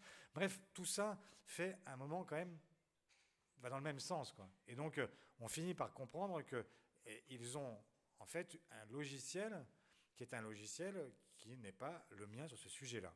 Donc sur ce sujet-là, je prétends avoir le droit encore de dire ce que je pense et ce que je crois. Premier point. Mais ce n'est pas la première fois.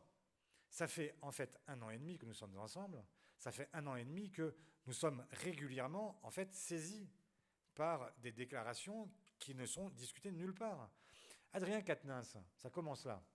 Adrien Quatennens, moi je suis féministe. Bon, ça m'embête parce que en fait, je considère que en fait, nous avons porté ce combat-là et que notre crédibilité, elle tient à l'exemplarité sur ce sujet-là aussi. Si on veut demain ne pas laisser en fait les groupes Némésis et compagnie venir s'approprier le combat féministe, encore faut-il qu'on soit exemplaire. Moi, je ne demande pas est-ce qu'il soit banni, est-ce qu'il soit pendu, etc. Tout homme peut s'amender et je n'ai pas considéré qu'il fallait définitivement en finir avec Adrien Quatennens, qui est un député et un homme politique brillant.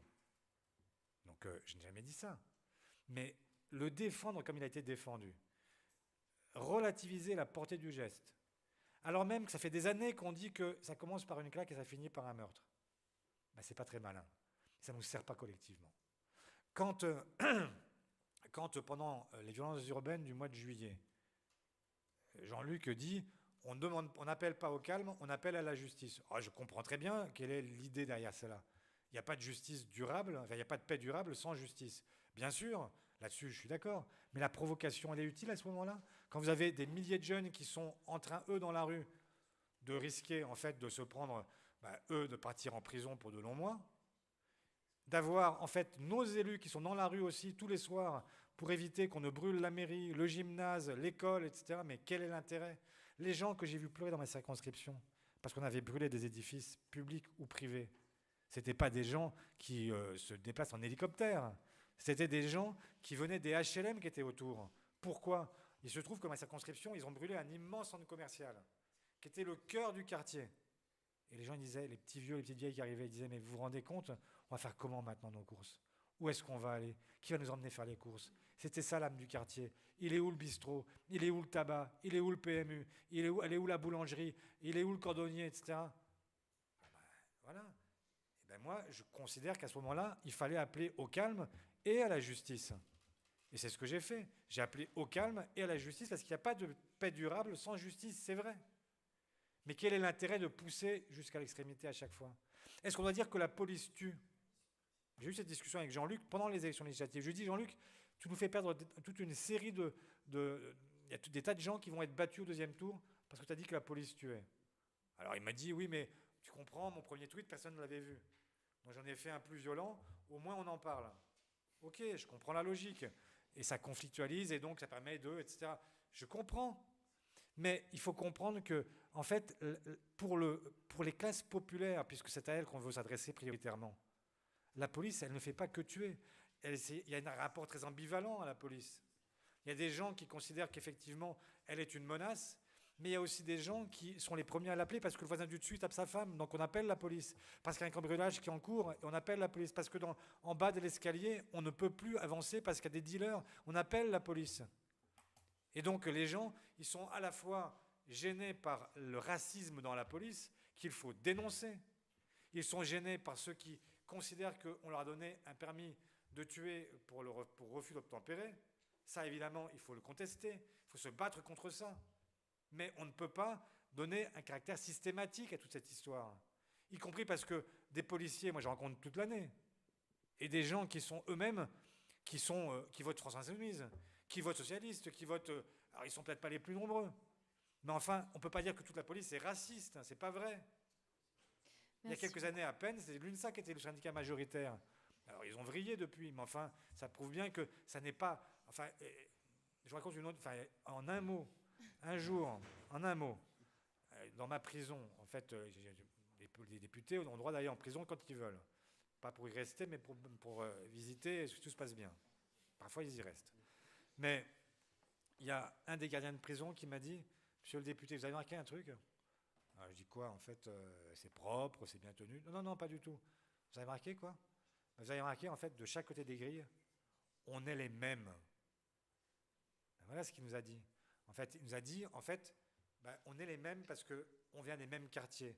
On a la même histoire. Il y a celui qui a cambriolé et celui qui est devenu qui est rentré dans la pénitentiaire. C'est ça qu'il me disait. Eh bien, dans la police, c'est la même chose. Il y a des gens qui se ressemblent de chaque côté. Allez, regardez à quoi ressemblent les policiers en Seine-Saint-Denis ou en Seine-et-Marne, chez moi. Ils sont en trottinette, avec une capuche. Ils ont en fait un Walkman, enfin, pas un, on dit plus un, je suis vieux là. J'ai fait un bond de 30 ans. Enfin, ils ont en fait des oreillettes, je ne sais pas comment on dit, des iPods, voilà, des AirPods. Ah oui, les iPods, c'était autre chose. Oui, c'est vrai, vraiment, là, ça, j'ai connu. Et moi, je n'ai pas d'AirPods, en fait, mais enfin, ça marche pareil. Donc, en fait, effectivement, c'est complètement dingue, c'est les mêmes. Et donc, est-ce qu'on va dire que tous ces gens-là sont condamnés? Et quand, dans le conflit israélo-palestinien, ils ont la position qu'ils tiennent, et qu'ils tiennent contre vents et marées, parce que quand on est insoumis, on considère qu'on ne peut jamais se tromper. Donc on ne recule jamais. Il y en a un qui a dit une connerie, allez, on est tous derrière et on le défend. Ça, c'est pas de la politique. Bon, parce que ça nous rend inaudibles, bien clair, collectivement. Donc, insoumis jusqu'au bout. On avait encore le temps, je pense, pour une autre question, si la réponse est un tout petit peu plus brève, ou je crois qu'on en a même deux. Ouais. J'essaierai d'être plus bref également. Je ne pensais pas parler de Jérôme Cahuzac en 2023, mais je pense que vous avez eu vent du retour du très médiatique ancien ministre condamné pour fraude fiscale et blanchiment. Première question, a-t-il encore sa place dans le paysage politique? Est-ce que sa parole a encore un poids? Et plus globalement, on voit qu'en dépit des efforts, notamment de la loi de la moralisation de la vie publique et politique, on a une dynamique contraire depuis un certain moment. On a des députés qui veulent le retour de la réserve parlementaire, certains argumentent pour le retour du cumul des mandats, et même on a un ancien président de l'Assemblée qui plaide pour la fin des 2 quinquennats. Qu'en pensez-vous? Et qu'est-ce qu'on peut faire pour vraiment avoir une classe politique qui s'est un peu débarrassée de tous ces mauvaises pratiques totalement obsolètes et qui dégoûtent, je pense, un grand nombre de jeunes aujourd'hui? Ce qui est fou, c'est que tous ceux dont vous parlez sont exactement ceux qui faisaient la leçon au monde politique il y a 6 ans à peine. En 6 ans, ils sont devenus en fait les pires. Dans les rendez-vous avec le chef de l'État, c'est eux qui défendent en fait le retour du cumul des mandats. C'est eux qui défendent effectivement, pour une part d'entre eux, en tout cas la réserve parlementaire, alors qu'ils l'ont démolie eux-mêmes. Enfin, c'est eux qui ont mis fin à cette jurisprudence. Un ministre mis en examen démissionne et il revient quand il a été blanchi. C'est eux. La République exemplaire, c'était en fait la promesse du premier quinquennat d'Emmanuel Macron. Là, vous avez un garde des Sceaux qui est en fait aujourd'hui devant un tribunal. Sa chance à lui, c'est qu'il va être jugé par des parlementaires qui sont majoritairement de droite. Donc peut-être qu'il s'en sortira comme ça. Mais enfin, la réquisition du procureur, c'est quand même en fait une condamnation, pas le blanchiment. Et malgré cette condamnation, avec sursis vraisemblablement, ou même peut-être blanchi par les parlementaires, sénateurs et députés, enfin, quelle est la valeur de ce truc-là? En fait, quel sens ça? Donc il faut supprimer la Cour de justice qui n'a plus aucun sens et il faut revenir au droit commun, y compris pour les ministres et les parlementaires, etc. Voilà, point. Et ensuite, pour répondre à la question sur Jérôme Cahuzac, mais il y a une double indécence. La sienne, en fait, le type incarne quand même maintenant et jusqu'à la fin de ses jours, à 71 ans, pouvoir revenir en politique pour venir laver une blessure d'orgueil qui lui restait en travers du gosier. Mais enfin, il était ministre du budget, il se battait contre la fraude fiscale, il était lui-même fraudeur. Et on voudrait considérer que, en fait, ça n'est pas une peine perpétuelle. Je suis contre les peines perpétuelles, bien évidemment. Donc il aura le droit de se présenter. Mais il n'aura jamais mon suffrage, ça, vous pouvez en être sûr.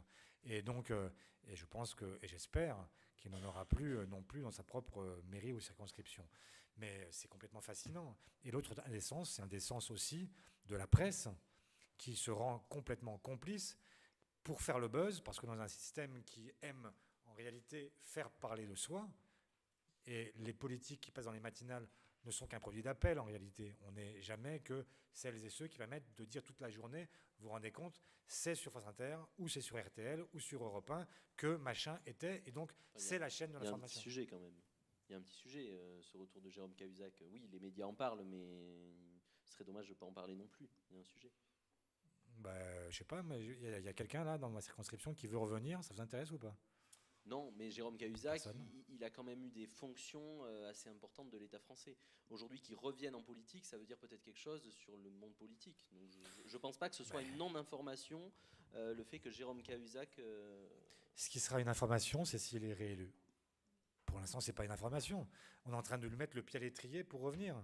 On considère que même, en fait, au lendemain... Vous connaissez beaucoup de condamnés, des peines lourdes, qui ont le droit à faire la principale matinale en France. Est-ce que maintenant, tous ceux qui sortent de prison vont pouvoir aller chez Demorand, là, pour dire, en fait, ce qui va bien chez eux, pas chez... quel est l'intérêt?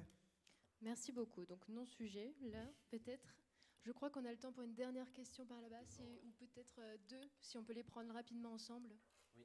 Oui, allez-y. Pardon. Alors, bonsoir Monsieur Faure. Moi, ma question, elle est sur vos propositions concernant l'immigration. Pas tellement sur le pourquoi, mais plutôt sur le comment, et surtout à l'échelle européenne. Je vais vous parler du Bangladesh. Le Bangladesh, c'est 170 millions d'habitants. C'est 80% du territoire qui est touché par des moussons. Aujourd'hui, avec l'augmentation du niveau de la mer, on sait que ces moussons qui durent 3 mois, qui sont aujourd'hui de l'eau douce, demain, elles dureront 6 mois et ce sera de l'eau salée.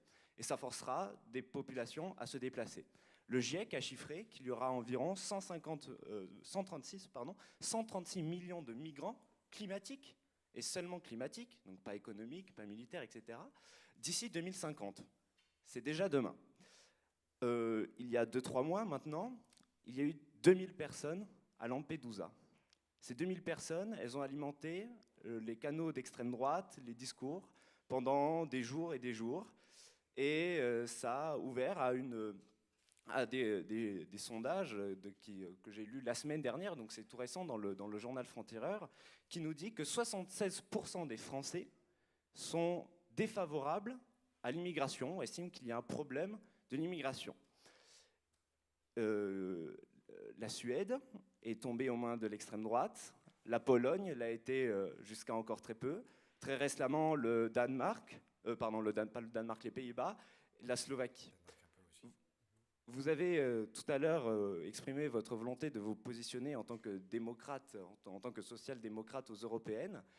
Quelle est votre stratégie quand on est face à ces chiffres et face à ces tendances en Europe, là où beaucoup, justement, parlent d'une cohésion européenne sur la question migratoire? Je vous remercie de votre réponse. Merci. On va peut-être prendre la dernière question. Et Monsieur Faure va combiner les réponses.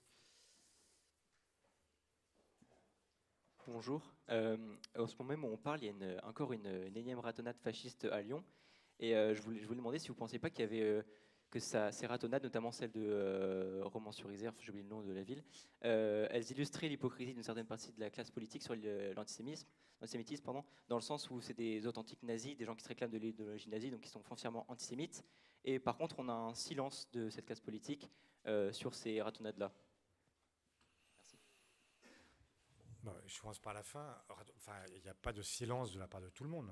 En fait, là, toute la gauche aujourd'hui s'indigne et c'est pas encore fait ce que j'ai pas encore signé, mais en fait, moi, je vais saisir le procureur pour pouvoir en fait faire un article, ce qu'on appelle un article 40, et je vais demander la dissolution en fait de ceux qui aujourd'hui appellent ouvertement à des ratonnades.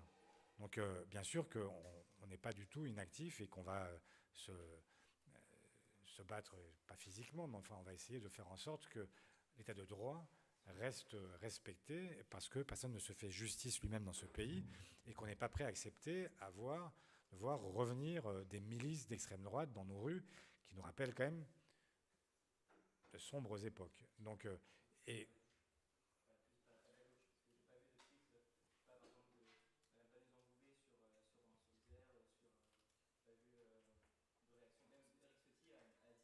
oui, oui, condamne pas, bien sûr. Non, mais moi je parle de ce que je n'ai aucun pouvoir sur Éric Ciotti.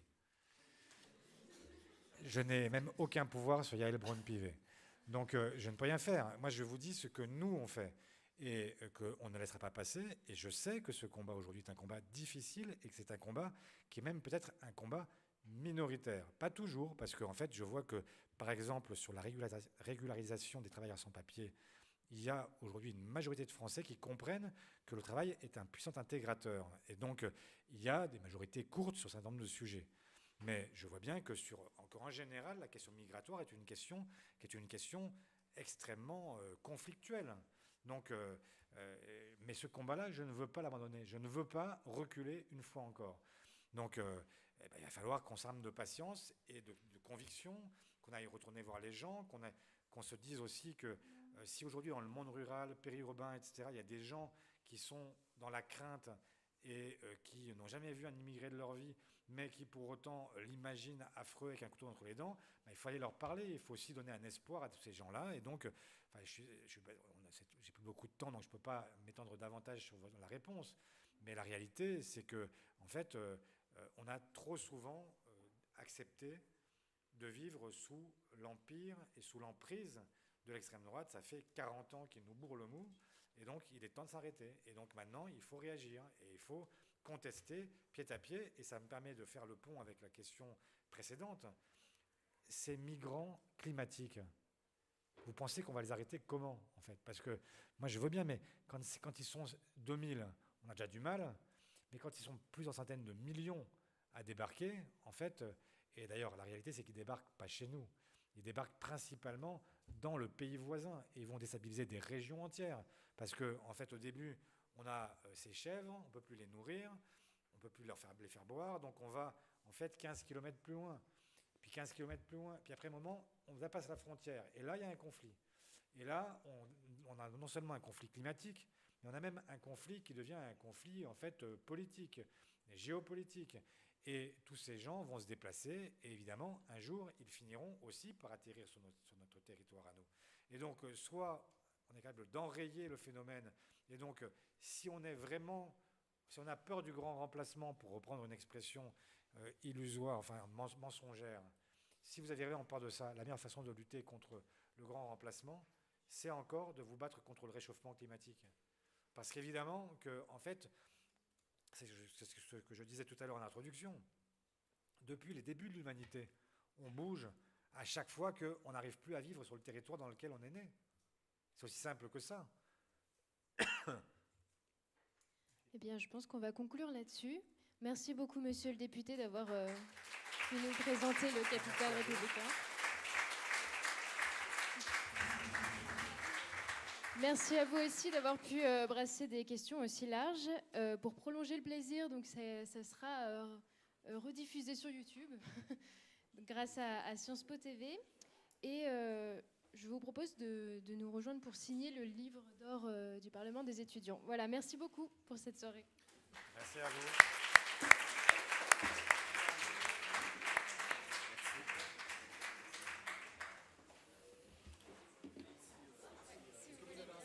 J'ai assez. C'est Fabien, ça? Ah oui. Alors, je vais prendre mon crayon pour ne pas prendre feu de Fabien.